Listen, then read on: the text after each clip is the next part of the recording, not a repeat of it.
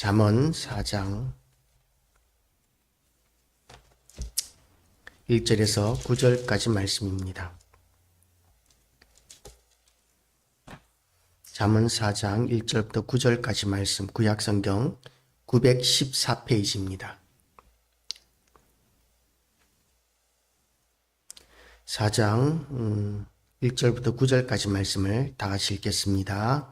시작. 아들들아, 아비의 훈계를 들으며 명철을 얻기에 주의하라.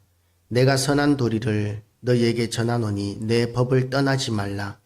나도 내 아버지에게 아들이었으며 내 어머니 보기에 유약한 외아들이었노라.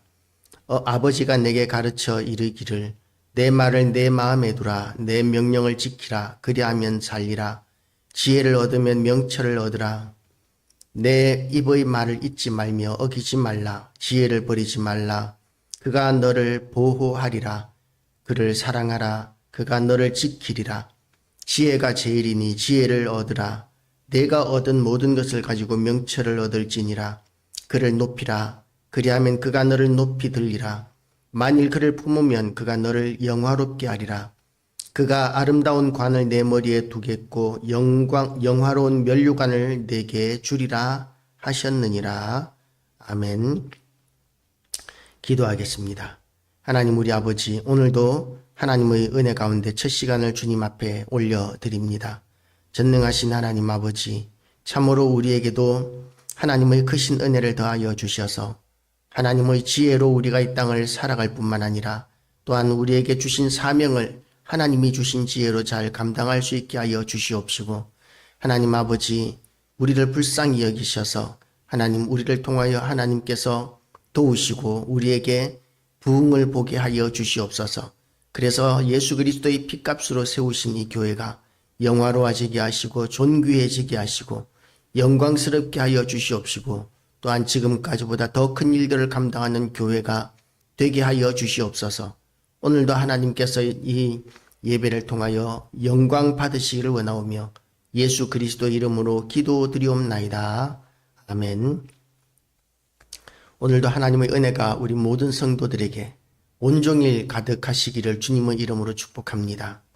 이제 지혜와 명철에 대한 이야기에서 이제 상속으로 신앙 유산으로 우리 믿음의 명문 가문을 이어나가는 비결에 대한 이야기를 하고 있습니다. 솔로몬은 아버지 다윗으로부터 하나님의 말씀에 대한 교훈을 받고 훈련을 받으며 자랐습니다.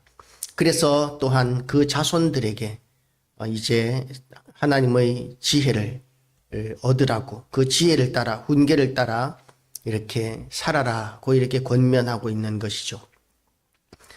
우리의 믿음은, 우리의 신앙은 자손들에게 계승되어져야 합니다. 나만 믿고 그만인 것이 아니라 우리의 아이들도 하나님의 사람으로 자라나야 합니다. 그렇지 않으면 나까지는 복을 받았지만 우리의 아이들이 하나님을 떠난 그 자체가 이미 저주의 단계로 들어가게 되는 것입니다. 세상에서 아무리 성공하고 아무리 높아지고 아무리 명예가 더 높아진다 할지라도 하나님과 상관없어지게 되면 그야말로 패가망신하는 것입니다. 하나님의 사람으로서 우리가 우리의 자손들에게 하나님의 은혜, 하나님의 말씀을 가르치고 그 아이들이 또 그 후손들에게, 우리의 손자, 그 손자에까지 그렇게 우리가 하나님의 말씀을 계속 이어나가도록 가르치고 훈련하는 것이 중요합니다. 어떤 사람들은 교회 이 아이들을 주일학교 보내기만 하면 그러면 신앙의 승계가 끝나는 것으로 그렇게 생각하기도 합니다. 그런데 실제로 보면 그렇지 않습니다. 왜냐하면 주일학교, 예전에 초대교회와 또한 개혁교회 시대만 해도 부모와 아이들이 같이 예배를 드렸습니다. 특별히 주일학교를 따로 만들지 않았습니다. 그런데 이 아이들이 그렇게 부모와 함께 예배를 드리면서 예배드리는 부모님을 바라보면서 믿음이 자랐던 그 아이들은 신앙의 계보를 이어나갔는데, 주일학교가 생기면서 그 주일학교를 통해서 이제 부모와 분리되어서 신앙교육을 따로 받았던, 신앙교육을 더 잘하기 위해서 만들었던 그 주일학교들을 통해서 자라났던 아이들, 청소년부를 통해서 자라났던 아이들, 가운데 많은 숫자가 교회를 떠납니다. 거의 대부분의 숫자가 교회를 떠납니다. 초등부에서 유초등부에서 청소년부로 올라올 때 많은 아이들이 교회를 떠나게 되고, 그리고 청소년부에서 청년부로 올라갈 때에 거의 대부분의 아이들이 떠나게 됩니다. 그래서 우리 청년들의 믿음의 수준이 거의 미전도 종족의 수준에 이를 정도로 그렇게 떨어져 버렸습니다. 그건 다시 말해서 아이들의 신앙 교육을 교회에 맡겨서는 안 된다는 것입니다. 우리 아이들이 어른들이 예배 드리는 모습을 함께 봐야 합니다. 그리고 어른들이, 부모들이 아이들에게 신앙을 계승해 주지 않으면 교회에서 아무리 가르쳐도 우리 아이들은 그 말씀을 듣지 않습니다. 부모가 자식에게 가르치는 것이 가장 성경적입니다. 교사도 물론 있고 또한 랍비도 있었지만 자손들에게, 아이들에게 신앙을 교육하는 첫 번째 책임은 부모에게 있었습니다. 그래서 우리 아이들 이렇게 신앙으로 자라나지 못한 그런 책임에 대해서 하나님께서는 부모에게 책임을 추궁하실 것입니다. 우리가 심각한 줄 알아야 합니다. 세상 다른 사람들은 다 구원을 얻지 못할지라도 우리 아이들은 천국 가야 되지 않겠습니까? 물론 세상 모든 사람들이 다 구원을 얻고 천국 가는 것이 하나님의 뜻이기는 하지만 최소한 우리의 자녀들에 대해서만큼은 우리가 책임지게 하는 것이 하나님의 방법이고 계획이고 뜻입니다. 그래서 우리 아이들에게 하나님의 지혜를 인계해주고 가르치고 그리고 또 계속 이어져 나가게 만드는 그 책임을 위하여, 우리가 아이들을 위하여 날마다 기도하고 자녀를 위하여 기도하는 것 정말 중요합니다. 이 악한 시대에 어둠의 영들, 악한 영들이 우리 아이들을 삼키기 위하여 우는 사자와 같이 두루 다니는 시대입니다.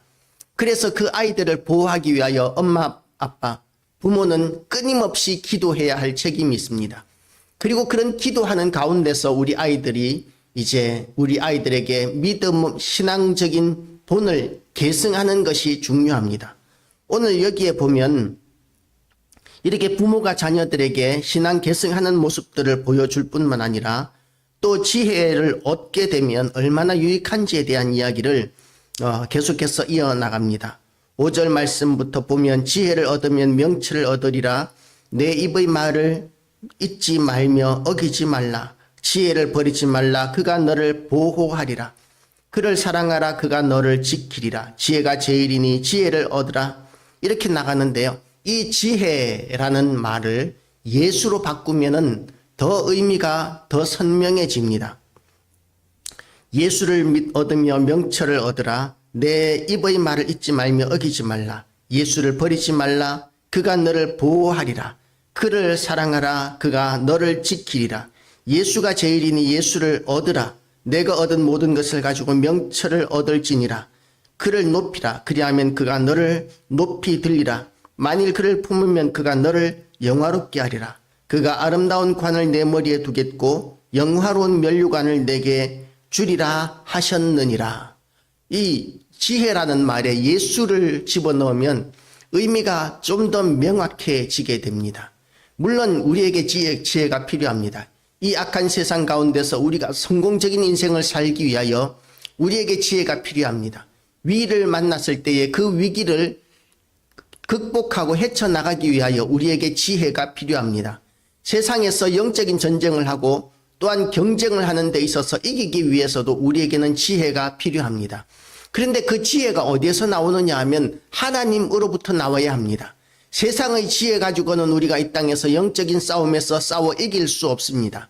하나님으로부터 나오는 지혜여야 하고 그 지혜의 근본이신 분이 예수님이십니다. 예수님은 그 지혜와 키가 자라가며 하나님과 사람 앞에 더 사랑스러워 가시더라. 그 성경은 그렇게 기록하고 있는데 그 예수님의 지혜를 랍비들조차도 깜짝 놀랄 만큼 탁월했었습니다. 왜냐하면 예수님은 하나님이시기 때문입니다. 예수님은 성자 하나님, 그러니까 하나님 아버지께서 천지 만물을 창조하실 때 말씀으로 창조하셨는데 그 말씀이 바로 예수님이십니다. 성자 예수님. 그 예수님께서는 전지전능하신 분이십니다. 전지전능하신 하나님, 그 예수님이 전지전능하신 그 전지하신 그 지혜, 그것을 우리가 얻기 위해서는 예수님을 영접하고 예수님을 사모하고 예수님을 구하고 예수님을 품으면, 그러면 우리가 하나님의 지혜를 얻게 되고, 그리고 하나님의 인도하심을 따라서 살아가는 사람이 가장 지혜로운 삶을 살 수 있게 되는 것입니다. 그래서 우리가 이 말씀을 보면서 예수 그리스도를 더욱더 붙들게 되시기를 축복합니다.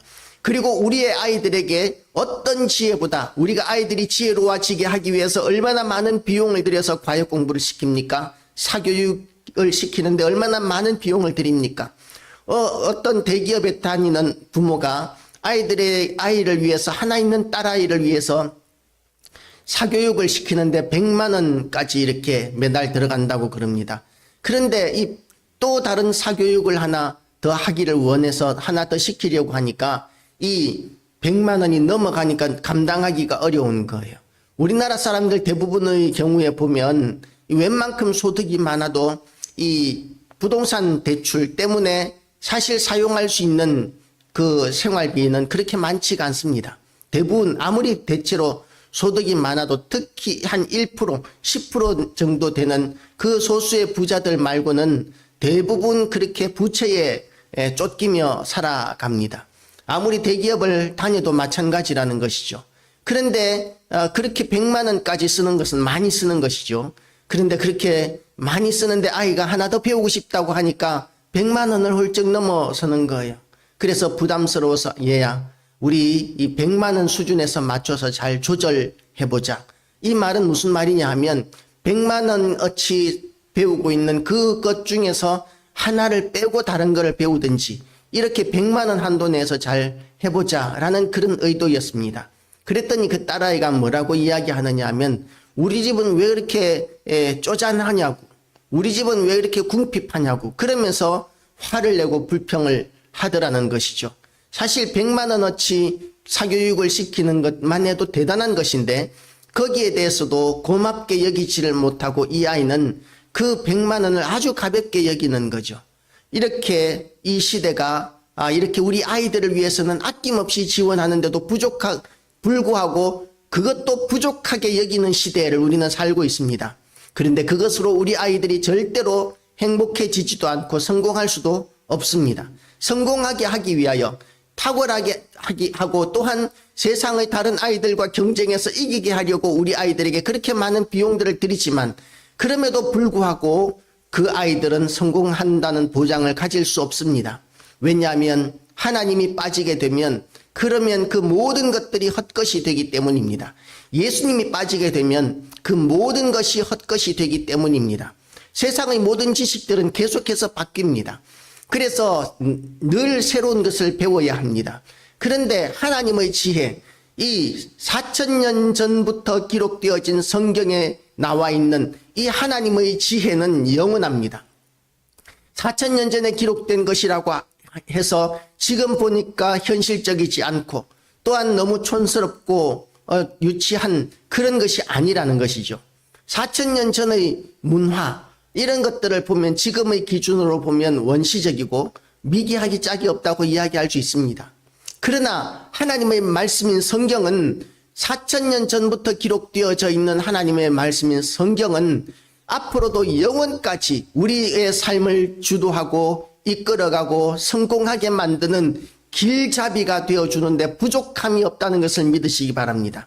그래서 우리가 지혜인 하나님의 말씀을 붙들어야 하고 예수님을 붙들어야 하고 그렇게 우리 아이들도 하나님의 말씀을 붙들고 예수님을 붙드는 지혜의 근원이신 예수님을 붙드는 아이들로 우리가 훈련하고 자라나게 할 때에 우리 아이들이 이제 하나님의 사람으로서 이렇게 하나님과 동행하는 삶, 세상의 어떤 지혜로운 자들도 감당할 수 없는 탁월한 아이들로 우리 아이들을 길러낼 수 있다는 것을 믿으시고 우리가 세상 교육, 사교육에 목숨 걸 것이 아니라 우리 아이들을 믿음 교육에, 신앙 교육에 우리가 목숨을 거는 우리 부모가 되시고 우리의 가정들 다 되시기를 주님의 이름으로 축복합니다.